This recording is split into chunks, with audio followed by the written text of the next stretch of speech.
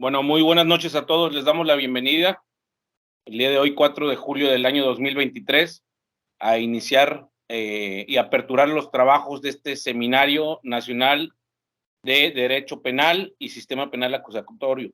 El día de hoy nos acompaña el maestro Fernando Martínez Huizar, que es miembro honorario de esta asociación colegiada y estimado amigo de muchos años, y le damos la bienvenida, maestro Fernando Huizar, para el día de hoy que nos haya concedido esta charla en este evento que es año con año hacemos eventos de esta índole y usted siempre ha estado al pie del cañón con esta asociación, la cual se le tiene mucha estima a usted.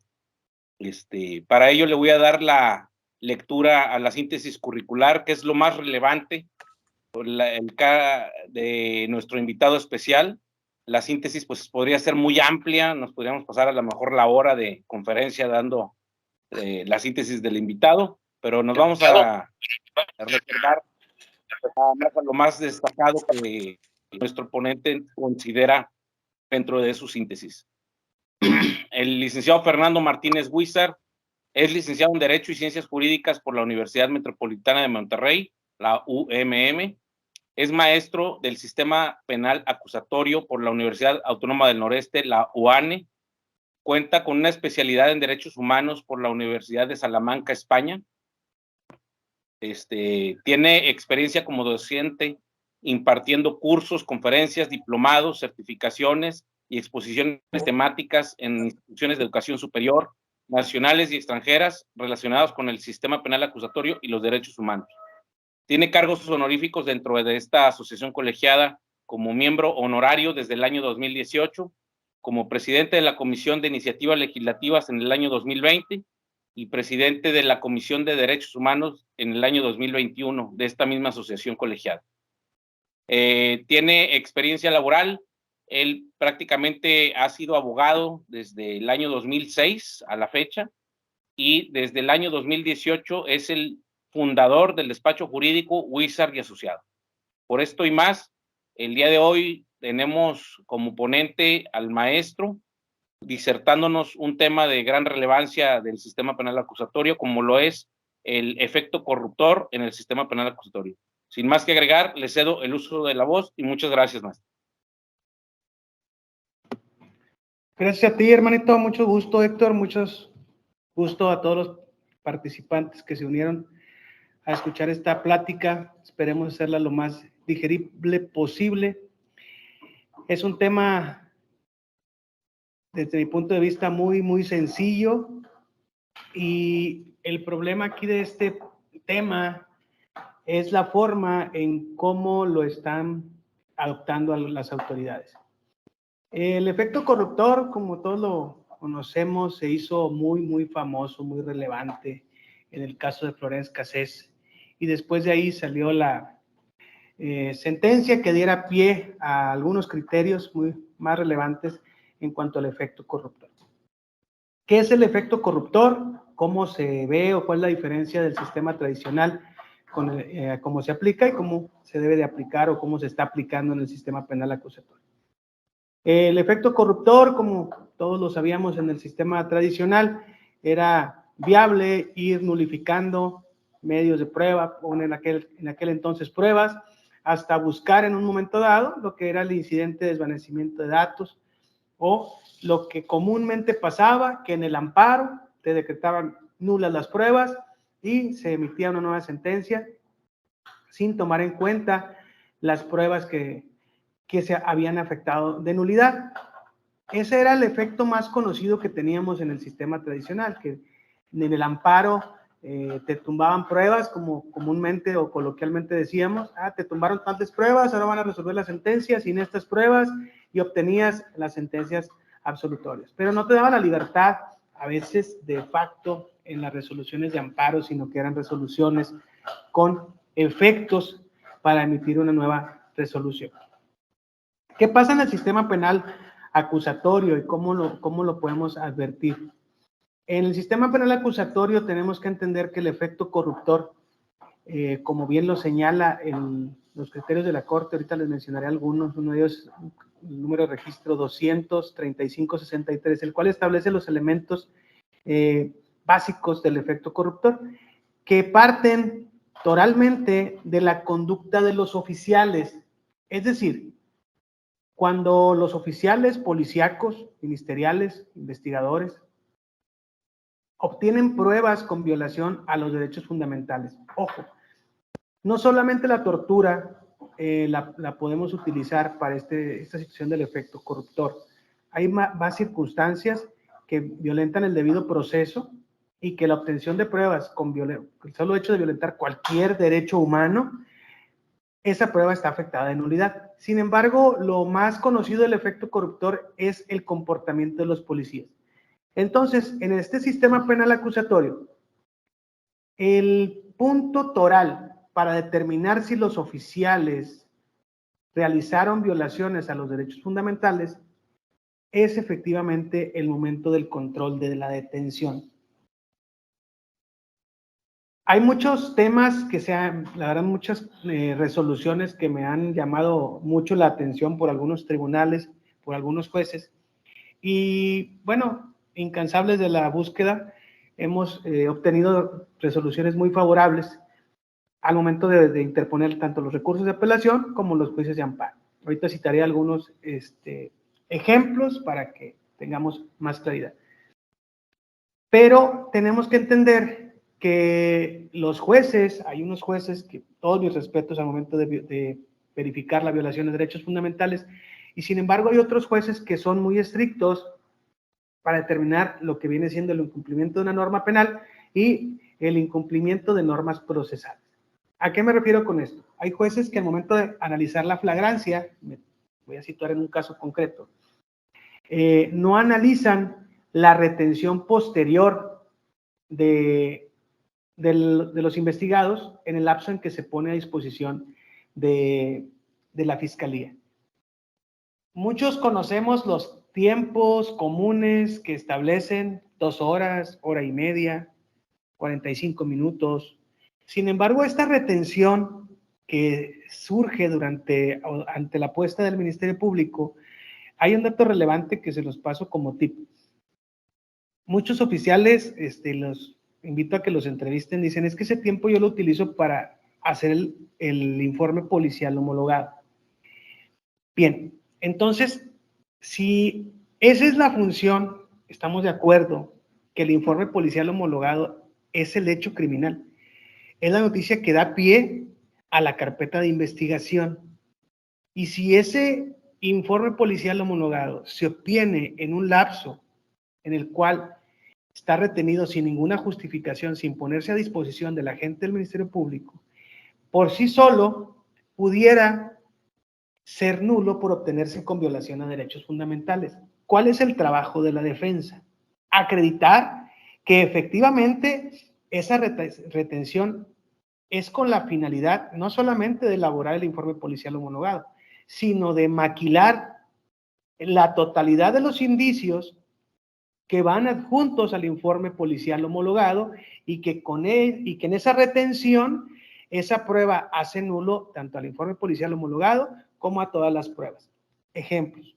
Un caso en concreto, detienen a una persona en Monclova, Coahuila, ahí por Castaños, quienes conocen la ubicación.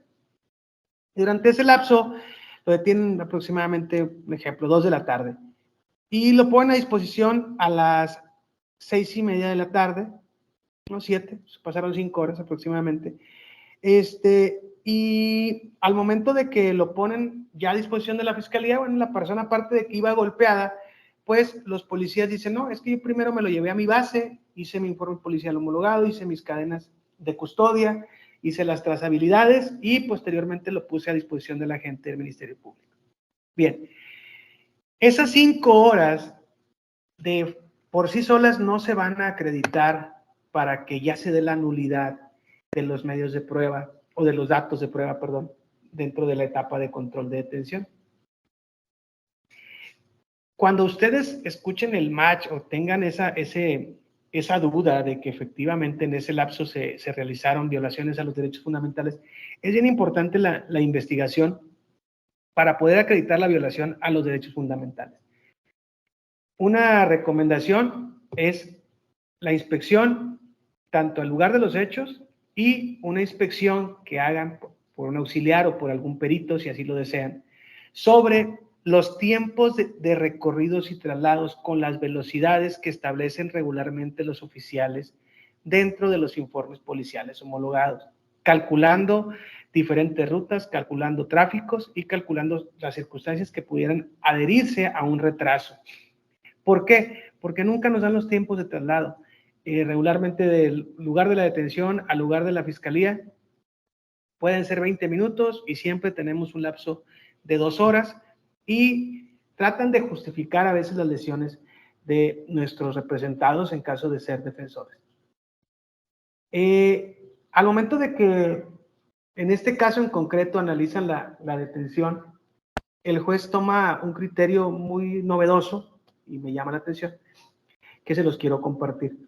Refiere el juez que al momento de que se hace la detención en flagrancia, los oficiales, pues, si bien es cierto, pudieron o no golpear o se pudieran haber lesionado a las personas en el trayecto hacia la agencia del Ministerio Público, la flagrancia ya se había consumado. Es decir, al analizar o al hacer la revisión en el vehículo en el que viajaban las personas detenidas, pues se hizo el hallazgo del narcótico, de los elementos ilícitos que daban pie a la conducta con características de delito y que por ese solo hecho ya se había consumado la flagrancia. Posterior a ello, bueno, él da pie a que se abra una investigación para que se tome en cuenta las lesiones que presentan los muchachos y que los datos de prueba que se presentaron en cuanto a la probable y legal retención, bueno, pues sean sancionados administrativamente los oficiales en razón de que la flagrancia ya se encontraba consumada. Es aquí donde para nosotros jugó pie el efecto corruptor, en razón de que habíamos acreditado fehacientemente que los lapsos de traslado del lugar de la detención al lugar de la fiscalía eran lapsos de 20, 25 minutos, no más. Incluso era más cerca irse a la Fiscalía General de la República que a la base de ellos, y que aún así fuera, pues elaborar un informe policial homologado pues no tarda más de 1 hora. Y no alegábamos tanto la elaboración del informe policial homologado, sino el tema también de las cadenas de custodia y el destino que se le va dando paso a paso a los indicios. En este caso en particular, bueno, pues nos vamos a lo que es en aquella ocasión el recurso de apelación, y los magistrados atinadamente del Tribunal Colegiado de Apelación adoptan efectivamente los elementos que hicimos valer del efecto corruptor, y nos llamó mucho la atención las vertientes que nos dan en esa resolución los magistrados, y que también con todo gusto se los compartimos. Quienes deseen, pues también les podemos compartir la resolución completa.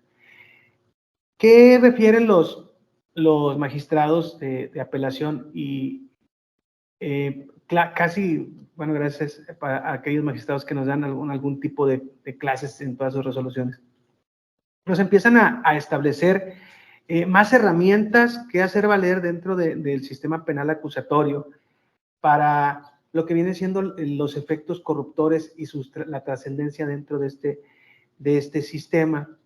En el sentido de que primero la violación al derecho fundamental lo hace la retención ilegal, alejándose aun y cuando advierta tortura. Se aleja porque dice, la tortura no tengo algún dato de prueba o un indicio para advertir que se obtuvo alguna confesión.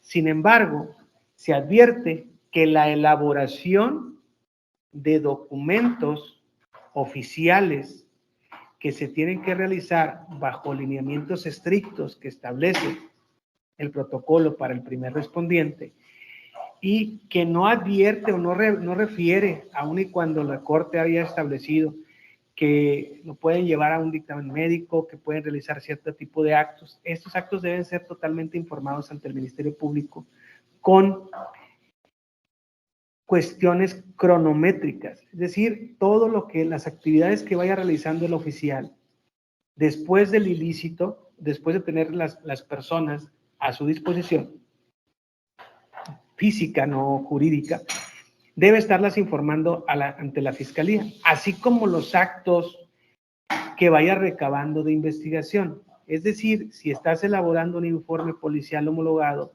y no lo estás estableciendo claramente, o al menos así lo dijo el tribunal colegiado, dentro de tu puesta a disposición, estaríamos hablando de que ya no tenemos la certeza si hay otros indicios razonables que me hacen presumir que tu conducta no es anormal dentro del proceso penal al poner a disposición a la persona. Si ya tengo indicios de que está siendo golpeada, tengo el dato o la información de que del lugar de la detención al lugar donde lo debiste haber puesto a disposición, es un lapso que es muy mínimo y que bajo ninguna instrucción se te establece de manera formal que lo traslades a un lugar distinto, que no existieron instrucciones por parte de la fiscalía o al menos informes hacia la propia fiscalía de que se realizaran los dictámenes médicos y tampoco informaciones a la fiscalía de en qué sentido se iban a realizar las cadenas de custodia de los indicios encontrados. Es un poquito, consideramos hasta descabellado por parte del Tribunal Colegiado de Apelación, porque tenemos que dentro de los lineamientos de las conductas de los oficiales, pues no se les permite traer equipos de telefonía, lo cual, bueno, comúnmente sabemos que todos traen ese tipo de aparatos. Entonces, atendiendo a esa tecnología que hace relación la propia autoridad, refiere que de existir ese tipo de información, ya es viable ir documentando paso a paso las conductas de los oficiales que tienen retenidos a unas personas antes de ponerlos a disposición de la fiscalía. ¿Para qué me da materia, al menos yo como defensa, y compartirles este tipo de criterios, que en el día a día podemos esos criterios utilizarlos para seguir desarrollando otro tipo de pruebas dentro de la práctica? Sabemos que los teléfonos celulares, bueno, a la fecha traen GPS, se pueden extraer un montón de información a través de los correos electrónicos, como es de la aplicación de Google Maps.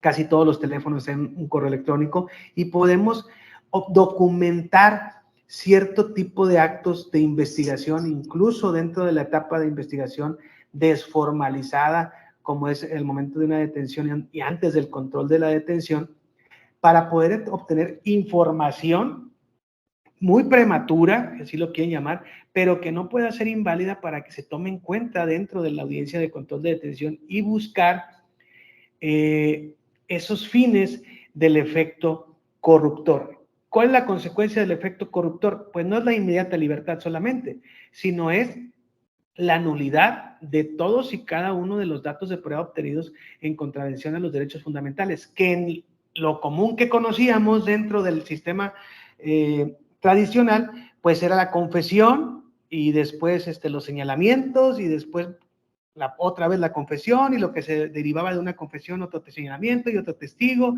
y ese tipo de situaciones que para efectos de un interrogatorio con un oficial, pues lo único que te decía es como lo escribía en el informe, como lo escribía en el informe y como lo escribía en el informe.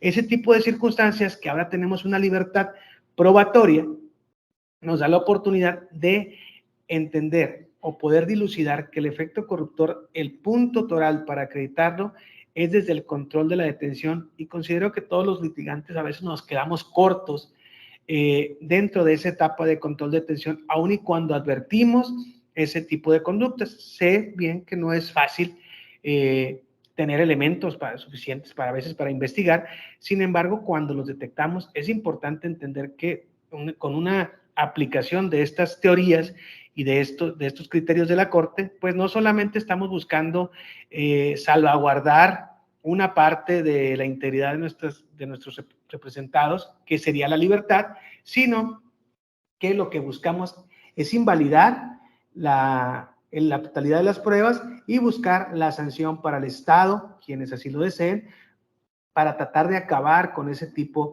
de conductas. Bien sabemos, a radiopasillos, que pues los oficiales a veces no son los que realizan en un 99% los informes policiales homologados, situación que, bueno, también nos juega a favor si lo podemos documentar en un momento determinado para poder también buscar los fines de estas teorías que cada vez las podemos ir haciendo más novedosas. ¿Qué pasa cuando en un momento determinado tengamos documentada información para que nos vayamos a la audiencia y solicitar la nulidad de las pruebas por el efecto corruptor y nos digan que no? Bueno, en un control de detención, supongamos que te controlan, como este fue el caso, la vinculación a proceso, pues tú puedes solicitar igual la nulidad. Supongamos que te vuelven a vincular. Tienes dos vías. Solicitar irte a tus recursos, tanto de lo que viene siendo la apelación o incluso el amparo, en caso de que tengas un delito de prisión preventiva.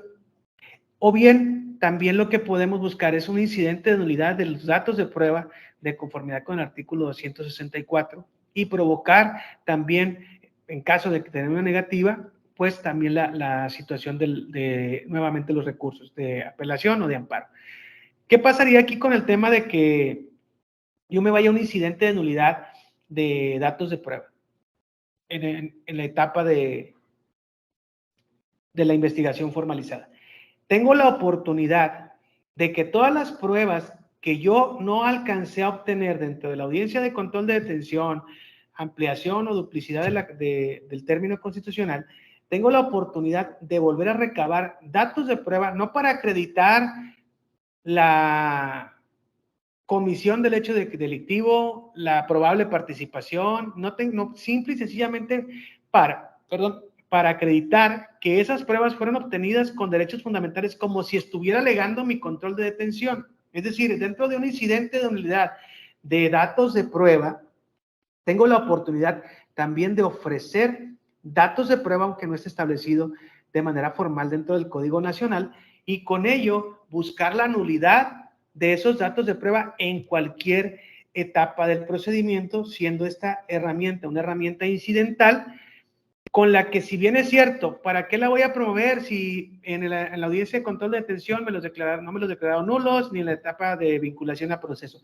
Pero si logras perfeccionar con más datos de prueba, tienes la oportunidad de solicitar la nulidad, o bien, si ante otra autoridad distinta, como puede ser aquí al menos en el estado de Nuevo León, que te tocan jueces de control diverso, poder plantear la nulidad de datos de prueba. ¿Por qué? Porque es una acción distinta, no es una acción revisora como regularmente el criterio que utilizan algunas autoridades. Es que eso ya lo revisó un homólogo. Sí, no, tú revisaste el control de detención, revisaste una vinculación a proceso. Yo te estoy planteando un incidente de nulidad de datos de prueba obtenidas con violación a los derechos fundamentales, planteado en la teoría del efecto corruptor, y para ello te ofrezco estos datos de prueba con los cuales busco invalidar cada uno de los datos que fueron obtenidos. Esas son las herramientas que podemos utilizar dentro del sistema penal acusatorio, y como les comento, a diferencia de las herramientas o de lo que estábamos acostumbrados a trabajar el sistema tradicional, que te iban quitando pruebas y te regresaban la resolución para efectos, aquí tenemos la oportunidad de utilizar esta teoría del efecto corruptor para obtener la nulidad de todo el procedimiento y la inmediata libertad de nuestros representados, con ello solicitando la aplicación, obviamente, de toda la convencionalidad, de la constitucionalidad, del 14, el 16, pero esencialmente basándonos o partiéndonos del lapso de retención y las anomalías que podamos advertir al momento de que se realiza la detención de una persona en supuesta flagrancia. ¿Cuántos cateos nos hemos encontrado? Cateos que no son cateos, que van sin orden. ¿Cuántas personas que de repente van golpeando? ¿Cuántas diferencias en los horarios? ¿Cuántos otro tipo de circunstancias que a veces nos quedamos cortos, debatimos el control de detención y nos vamos ahí con nuestro asunto caminando, sin buscar otras herramientas para poder buscar la nulidad de esos datos de prueba a través de esos incidentes en los cuales también se funda y se basa la teoría del efecto corruptor. Hasta aquí, ¿alguna pregunta, alguna duda, compadrito?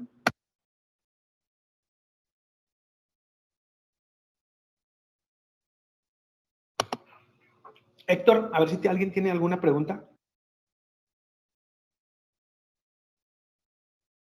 Alguien levantó la mano ahí, maestro. Déjame checar quién es.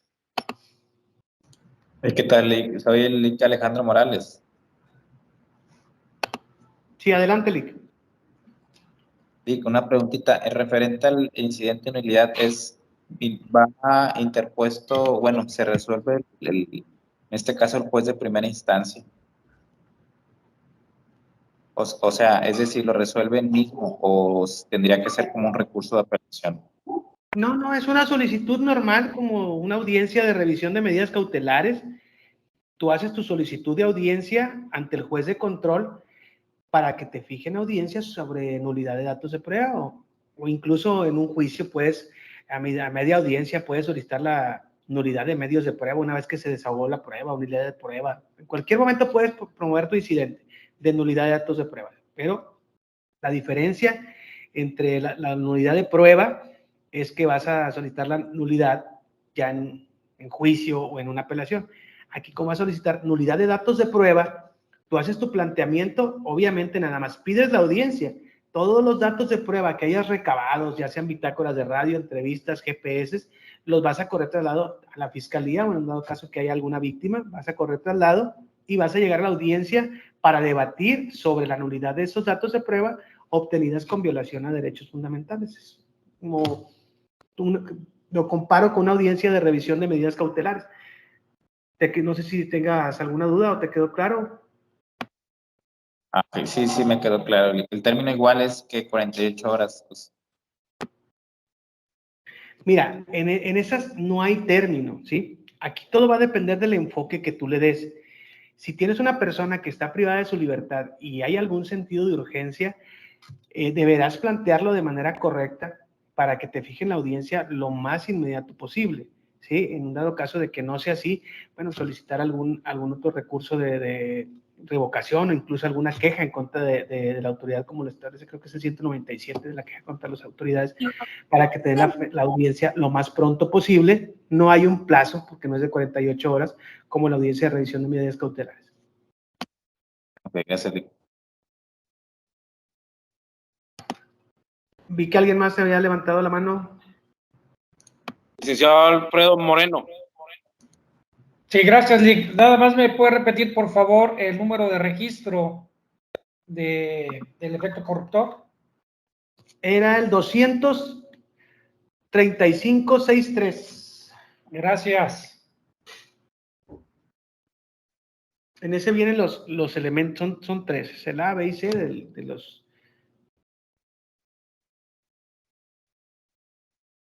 Muy bien. Gracias, Lic. De nada. ¿Alguien más que tenga alguna duda hasta ahorita de cómo plantearlo? Algunas pruebas que se puedan obtener en esa etapa, cualquier circunstancia que les quede duda, no pasa nada.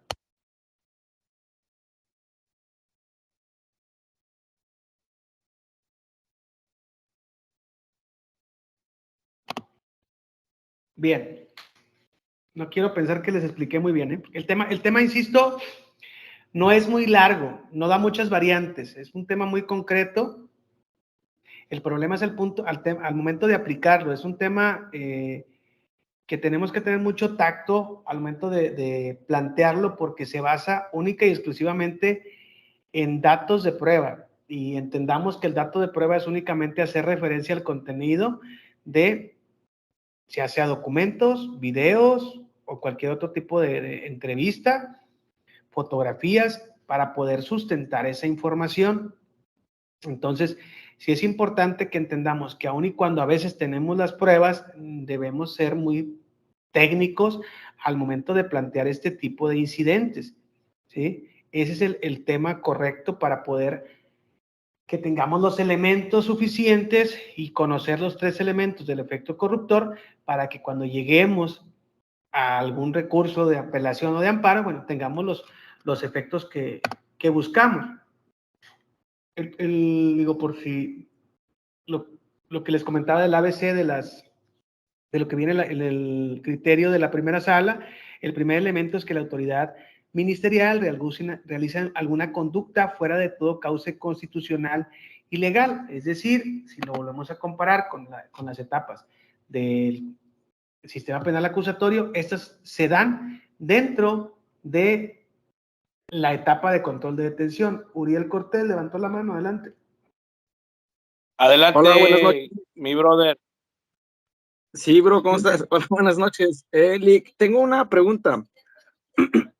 El artículo 264 establece que sobre la prueba ilícita obtenidos con violación de derechos fundamentales. Mi pregunta es, si se consiente en la actuación próxima, en cualquier otra etapa del procedimiento se puede solicitar la tutela o el control de la revisión de la obtención de las pruebas con violación de derechos fundamentales. Ejemplo, pasa control de detención, imputación, y luego ya está la etapa intermedia, después de la investigación complementaria, hacer alusión a esta sección del artículo 264, una vez que ya se consintieron actuaciones previas. Ok, ¿es la pregunta? La pregunta era así, en resumen, eso prácticamente. Bien, perfecto. No, Sí. sí, ya entendí, nada más como para dejar bien claro. Cuando tú inicias tu procedimiento, te controlan, te vinculan, llegas a la etapa intermedia y después de la etapa intermedia dices, ah, caray, esta actuación está afectada de violación a los derechos fundamentales. No pasa nada. Tú puedes promover tu incidente de nulidad de ese medio de prueba, de dato de prueba, de lo que sea, de ese registro, porque no reúne los requisitos, ¿sí? No porque ya haya pasado la etapa del análisis o la etapa intermedia, porque pudo haber pasado la etapa intermedia, pero regularmente, como conocemos aquí las formalidades que se llevan en los desarrollos, es no hay debate y vámonos. Pero no porque no exista debate, no quiere decir que no exista violación a los derechos fundamentales. Porque si el juez del control no realizó un análisis de algún debate o alguna manifestación de las partes, no quiere decir que ya consentí esa información, porque así no me lo marca el código. El código me dice que en cualquier parte del procedimiento, ojo, a diferencia de lo que establece el artículo 98 y 99, cuando son afectados por formalidades del procedimiento. Ahí sí, incluso me he topado con muchos errores de algunos colegas en cuanto a esas nulidades, porque si ustedes verifican ahí, esa nulidad es diferente. Esa nulidad te dice, cuando se advierta una violación a las formalidades, tienes 2 días para solicitar tu nulidad por escrito. Y si te da término y te da una formalidad de que pidas tu audiencia y que presentes toda tu formalidad de la nulidad que solicitas por escrito. ¿Para qué? ¿Por qué hacen esa diferencia? Porque dicen, son actos para que se deben de verificar si se pueden sanear en el lapso de 3 días después de haberse advertido su existencia. ¿Sí? Si tenemos, aquí entonces partimos 2 procedimientos, uno en el que sí tengo plazos y otro en el que no tengo plazo, no tengo ninguna formalidad. ¿Por qué? Porque de antemano una violación a derechos fundamentales es analizable en cualquier etapa del procedimiento y no se puede dar la teoría del acto consentido por el solo hecho de que ya pasó la etapa intermedia. ¿Sí? Esa circunstancia de ningún momento va a ser viable. Si tú solicitas después de la etapa intermedia, pues solicitas la exclusión por nulidad, aunque no la hayas solicitado en la etapa intermedia. ¿Por qué? Porque es una prueba que va afectada de nulidad, aunque haya pasado la etapa intermedia. Probablemente, sinceramente no me ha tocado, probablemente sería una oportunidad para crear un nuevo criterio, que algún juez de apelación o algún magistrado de apelación te diga, no, porque se te pasó la etapa intermedia. Pero si tú te vas al tema de garantía constitucional, y al tema de los pactos internacionales, que ninguna prueba puede ser valorada si tiene violación a los derechos fundamentales, no debe de haber, al menos en mi criterio, ninguna autoridad de ningún nivel que pueda privarte de solicitar esa nulidad porque hubo un acto consentido, porque ya pasó la etapa intermedia. No existe privación en el código, no se puede interpretar desde mi punto de vista a contrario sensu, es decir, porque no dice en el código y ya pasó la etapa intermedia, que es la parte del procedimiento donde tú le dices a la autoridad o pones a disposición los elementos para decir si esa prueba es nula y no lo hiciste, bueno, entonces esa prueba ya no tiene violación a derechos fundamentales. No. Si existe una violación a un derecho fundamental y la haces patente en cualquier etapa del procedimiento, debe ser declarada nula, siempre y cuando tengamos la razón. Entonces, ¿qué es lo que contraviene el artículo, creo que es el 374, que habla del desahogo de la audiencia intermedia y la exclusión? Que se deberán excluir las pruebas que son con violación a los derechos fundamentales, que se contraría con el 264, que el 264 me dice en cualquier etapa del procedimiento, no me dice si pasó la etapa intermedia y ya no promovió o estableció argumentos para su exclusión porque era una prueba obtenida con violación a los derechos fundamentales, la prueba ya es perfecta. No hay ninguna disposición en el Código Nacional que me diga que ya es perfecta por el solo hecho de haber pasado la audiencia intermedia. Incluso en una audiencia de juicio, yo he promovido la nulidad de medios de prueba, de prueba y de infinidad de cosas porque no me dice, no hay formalidades para este tipo de violaciones a los derechos fundamentales cuando estén presentes y sean latentes. No sé si quedó resuelta tu duda. Sí, gracias.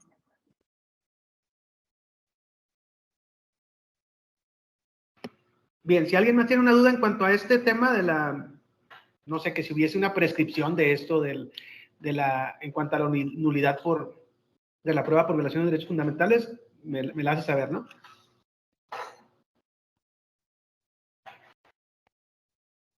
¿Todos claros? Ahí hasta parece que me creo yo que explico bien, no me la hagan así. Buen maestro y muy buenos alumnos. Aparte. Bueno, les comentaba que uno de los primeros elementos que trata aquella tesis, ya muy viejita, pero muy, muy buena, incluso es una aislada y al rato les paso, por ahí les comparto la jurisprudencia, es todo parte de las conductas de los oficiales. Y aquí hay un punto muy, muy importante que establece la Corte, dice, fuera de todo cauce constitucional. Entonces, desgraciadamente tenemos la Constitución y después tenemos el Código Nacional de menor rango. Y a la retención dentro de una detención de una persona, creo que no está explorada al 100%, no está debatida y creo que como colegas a veces nos quedamos muy cortos al ofrecer datos de prueba en cuanto a esa retención y es por ello que pues, no se analizan todos los casos de manera concreta. Entonces, esa parte donde se dice que fuera de todo cauce constitucional, es importante que cada vez que tengamos una violación a un derecho fundamental de una persona derivada de actos policíacos, siempre pongamos a la lupa no solamente del Código Nacional la conducta de los oficiales conforme al 131, 132, sino también, y creo que esto me da el 127, sino también a la luz de la propia Constitución, de que toda persona para que sea privada de su libertad debe de mediar o la flagrancia o un mandato constitucional o una validez de su actuación. Y si sus actuaciones no están siendo válidas, por obvias razones, lo que se derive de estas va a ser inconstitucional. Otro elemento que por ahí nos marca esa Corte dice que la conducta haya provocado, ese criterio de la Corte, que la conducta haya provocado condiciones sugestivas a la evidencia incriminatoria. Ojo, al decir sugestivas es que generen duda. Si esas pruebas que tú me traes a valorar ya me generan duda de su validez, de la certeza, sumada con una conducta fuera de tus facultades, si lo queremos llamar, como autoridad, ya tengo 2 focos rojos para poder determinar si voy encaminado a esta teoría.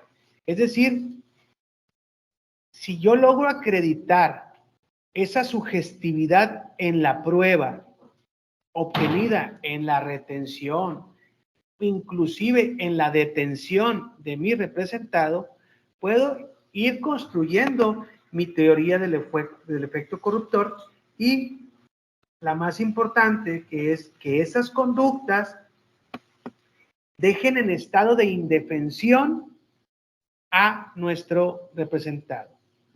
Por lógica, si yo no contravierto y no acredito que esas pruebas están afectadas de manera sugestiva, de manera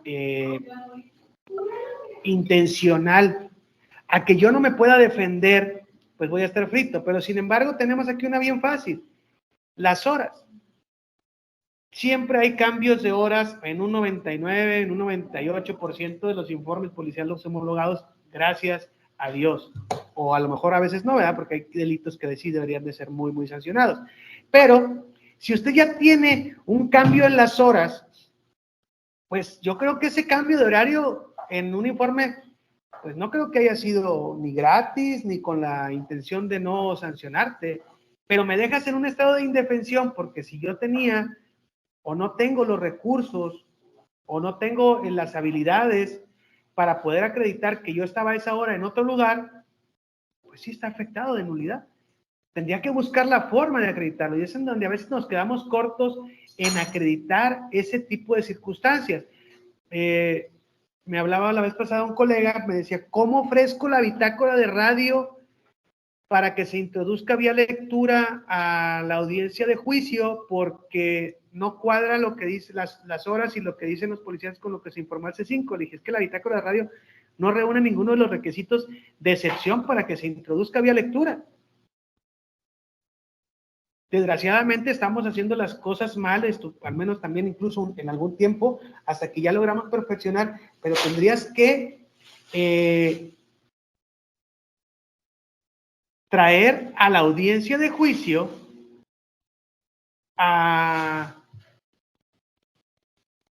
de la central de radio, para que él te diga qué oficial moduló, porque tú lo que tienes es un registro que quien elaboró es el oficial o la persona que está en la central de radio, para después controvertir al oficial dentro de su declaración que diga que si él fue el que moduló, y poder decir el de la central de, bueno, moduló fulanito de tal y me dijo esto a tales horas, y ya puedo controvertir esa prueba, y la violación de derecho fundamental se daría en el tiempo. Y si yo esas pruebas las logro desahogar dentro de ese lapso, pues pudiera solicitar la nulidad. ¿Qué pasa? Que nos quedamos con la pura bitácora de radio y la firma el director del C5, y ni entrevistamos al director del C5, ni entrevistamos al de la central de radio. Entonces, ¿cómo quiero llegar al juicio y decir, no, esta prueba ya la hice porque en la bitácora de radio no coincide con el informe policial homologado ni con lo que va a decir el policía? ¿Ok? ¿Y el de la central de radio dónde está? Ah, pero cito al director del C5, y cuando lo cites, ¿qué va a decir? No, pues yo soy el director, yo no estoy en la central de radio. Yo no tecleé eso. Yo no escuché que modulara el policía. ¿Y para qué quiero llegar a juicio si ya vi la violación a derechos fundamentales? ¿Por qué mejor no entrevisto al de la central de radio? Entrevisto al policía poniéndole enfrente la bitácora de radio y la entrevista de la persona de la central de radio, y ya creé la nulidad del informe policial homologado por ser obtenida con violación a derechos fundamentales. Y esa no es una controversia, o no es una, como le llaman aquí, esa controversia debe ser, esas diferencias deben ser analizadas en juicio. No, ya tengo diferencias de horarios, ya tengo unas retenciones que son derivadas de las conductas de los oficiales que obraron inconstitucionalmente, como lo establece la Corte para las teorías del efecto corruptor. Esa es la manera en que al menos esta defensa, bueno, al menos en mi despacho, analizamos las pruebas o los datos de prueba obtenidos y buscamos y provocamos la nulidad dentro del proceso, no solamente controvertirlas a juicio, porque sabemos que hay muchas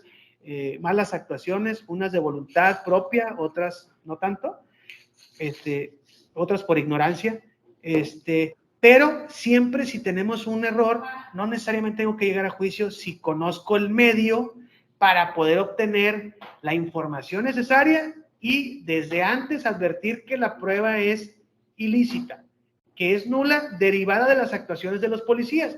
Y si obtengo que esa información es ilícita, porque fue elaborada por conductas desapegadas constitucionalmente de los oficiales, bueno, pues ya encaminé mi investigación, no acreditar si mi cliente es responsable, sino si participó. Yo voy encaminándome a la teoría del efecto corruptor. No sé si les quedó claro este tema de las bitácoras de radio y GPS. Es un tema muy, muy interesante. Los invito también a los litigantes a que lo hagan.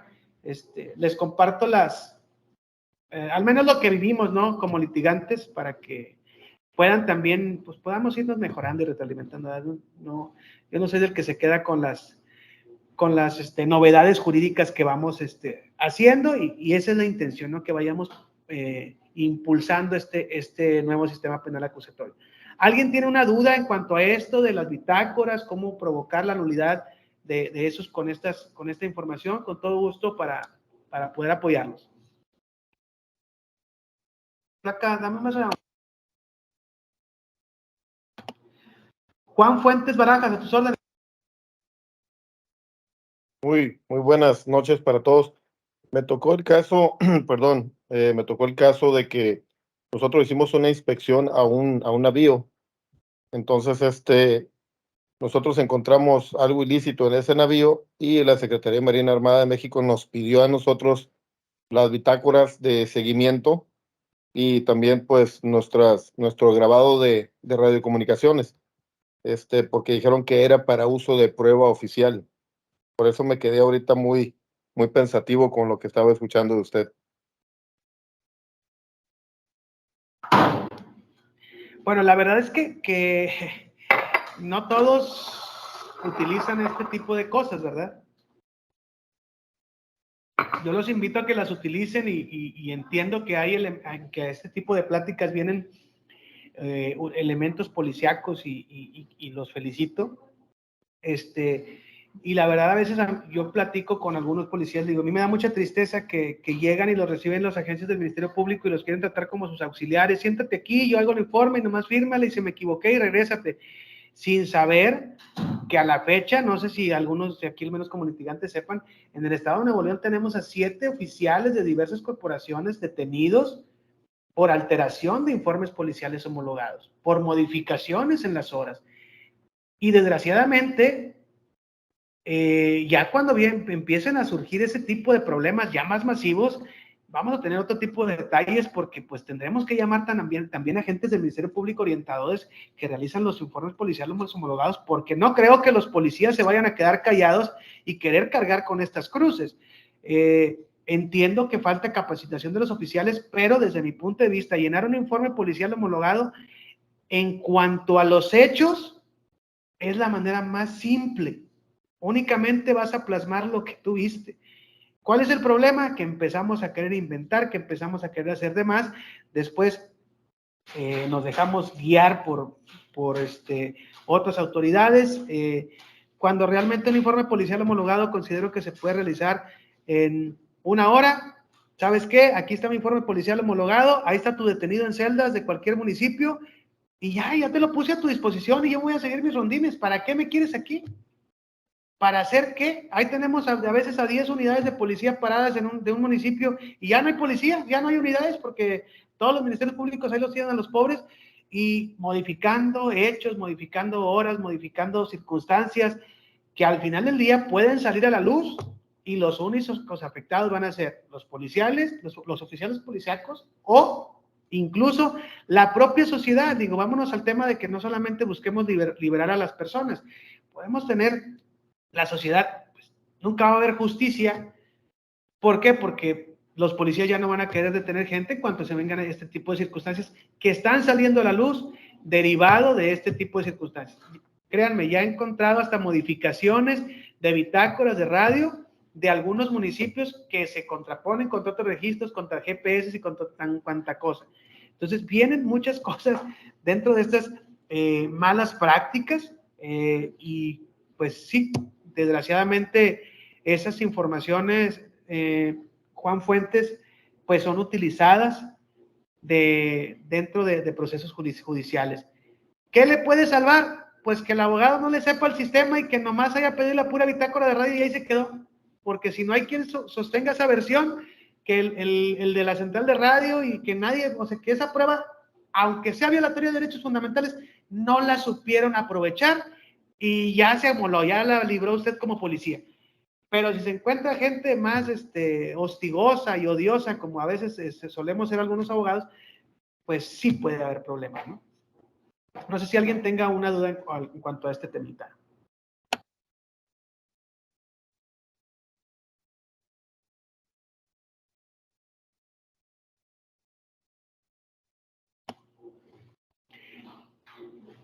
Vamos a dejar estos 10 minutos de preguntas y respuestas.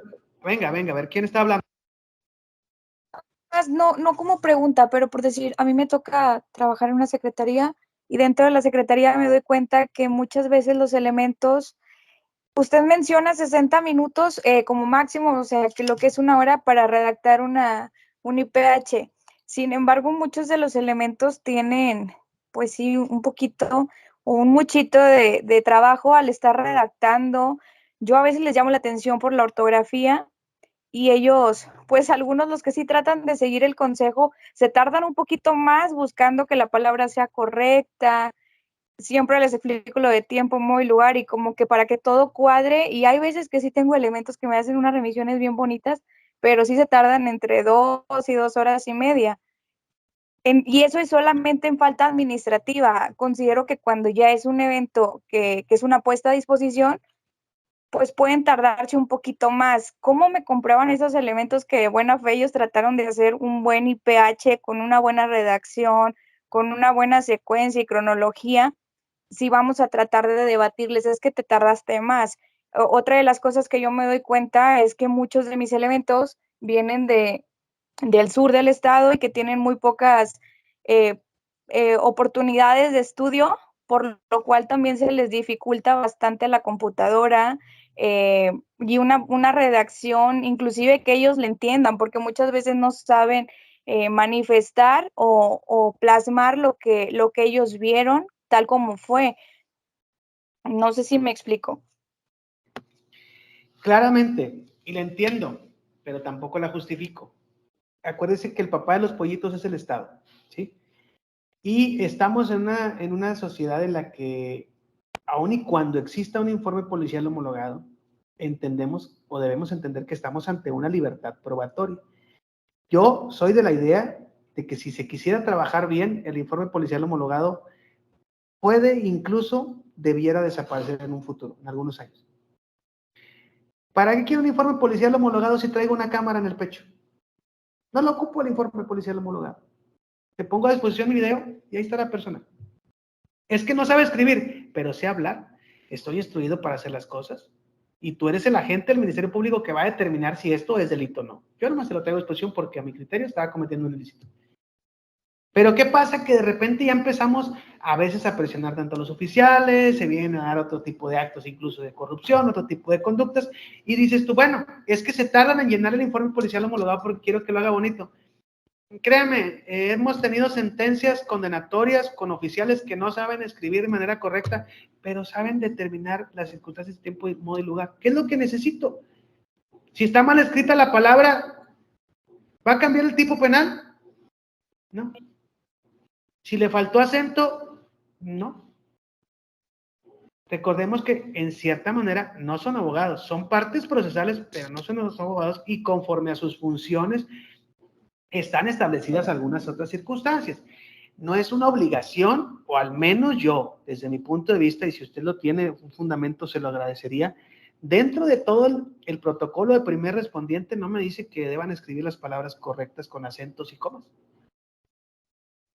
Y si estamos dentro de una sociedad evolutiva que cuenta cada vez con más y más herramientas, yo no puedo discriminar que un oficial sea del sur para decir que no me puede establecer circunstancias de tiempo y modo y lugar bien escritas y bonitas. Cuando, les reitero, si captaron con algún medio de reproducción, de video, la detención de la manera flagrante más precisa, ¿para qué quiero un informe policial homologado? Soy de la idea, yo, al menos, en un Estado de Derecho y en esa utopía, pues no existiría. Porque si somos honestos, francamente, pues ¿cuántos informes policiales modificados no nos encontramos? Ese es el problema. Que queremos perfección cuando la legislación no nos la exige. Ni el Código Nacional, ni el protocolo de primer respondiente me dice que tiene que decir la palabra bien escrita con acentos y comas. ¿Me dicen la hora? Sí, bueno, aquí está el reloj, hermano. No creo que contraten oficiales que no sepan ver un reloj. No creo que contraten oficiales que no sepan establecer al menos el nombre de la calle. Entonces, yo creo que esas circunstancias para establecer tiempo, modo y lugar, pues no creo que vaya por ese lado. Estaríamos tal vez, en lo que me pelearía tal vez un poquito sería en el modo, porque el modo de que pasan las cosas es lo que me da la conducta delictiva. Pero de eso a que la legislación a mí me exige ese tipo de requisitos en lo que estamos peleados a veces en la perfección de que se vea bonito, créame que no. Digo, yo he visto unos croquis de unos oficiales de tránsito hechos a mano en algunos municipios bien feos que yo dibujaba mejor en el kinder y sacan condenatorias. ¿Por qué? Porque están diciendo lo que vivieron.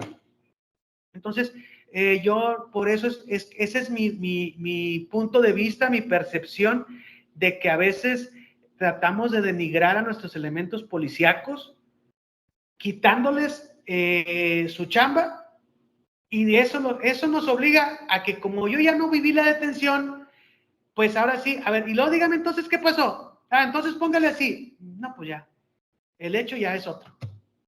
Y eso pasa.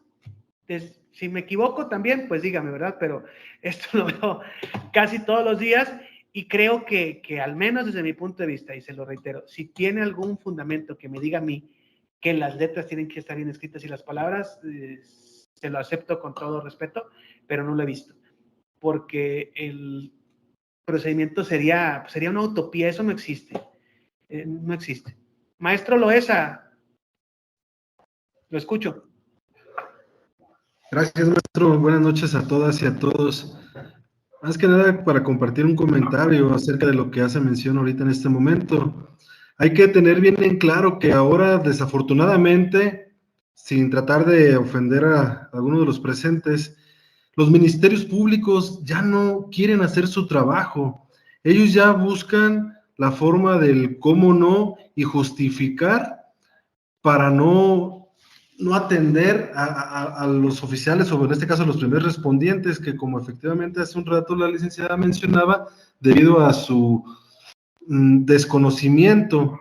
Aunado a ello, también es muy reconocido que las policías y los policías justifican las autoridades diciendo que, bueno, están certificados, pero honestamente para mí eso no es vasto. Realmente ocupamos también servidores públicos policías profesionalizados para facilitar, y es por ello que siempre se caen todas las carpetas de investigación y es donde la víctima, en este caso, según sea el delito o la puesta a disposición, digamos, por un delito de alto impacto, pues piensan que los victimarios tienen más derechos que las víctimas y son revictimizados. Sin embargo, bueno, engloba mucho todo este tema, maestro.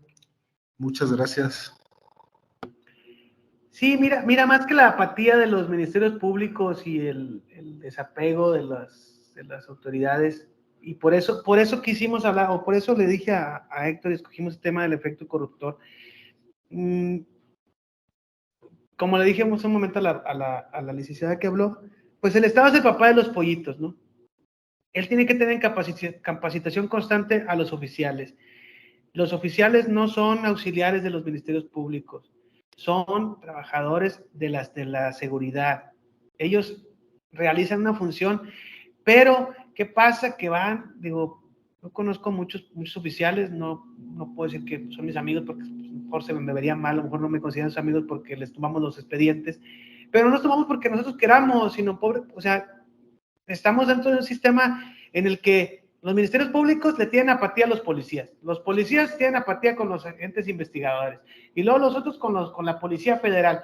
Pues imagínate, si no se ponen de acuerdo ellos, que son los que tienen de primera mano la noticia criminal y los informes policiales homologados están hechos con las patas, pues yo nomás hago lo que me marca la norma, ¿no? Si la ley, si las pruebas están obtenidas con violaciones a derechos fundamentales, pues yo no estoy haciendo mal uso de las cosas. Quien está faltando a la sociedad es el Estado. O sea, este tipo de fallas se dan por consecuencia de responsabilidades del Estado, no por responsabilidades incluso a lo mejor de las personas.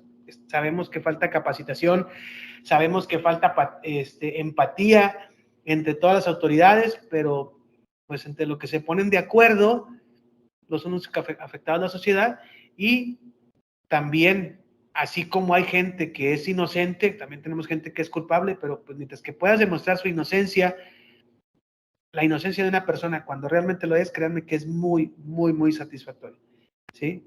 Digo, obviamente, no porque hagamos esto, lo hacemos con todos. Hay casos en los que por ética profesional no lo hago, aunque lo pudiera hacer y ni siquiera lo aconsejo. Pero les dejo estos pequeños tips, espero que les haya servido esta pequeña plática del efecto corruptor, que concluye específicamente. El punto toral es la actuación del policía dentro del sistema penal acusatorio. Se puede ver, como lo dijimos, en la etapa de la audiencia de control de detención, en la etapa de la audiencia de vinculación a proceso, provocando una audiencia de nulidad, y que esta audiencia de nulidad o este efecto de nulidad no es exclusivo de ninguna etapa del procedimiento. Aun en que haya pasado la audiencia intermedia, si están afectados de nulidad por violación a los derechos fundamentales, esa prueba es nula, y aunque se valorara en juicio, en sentencia, usted lo puede solicitar la nulidad, aunque usted haya llegado a sentencia, y en la apelación buscar la nulidad, y debe ser analizada porque así lo establece incluso la apelación. Cualquier violación a derechos fundamentales puede ser analizada en el recurso de apelación.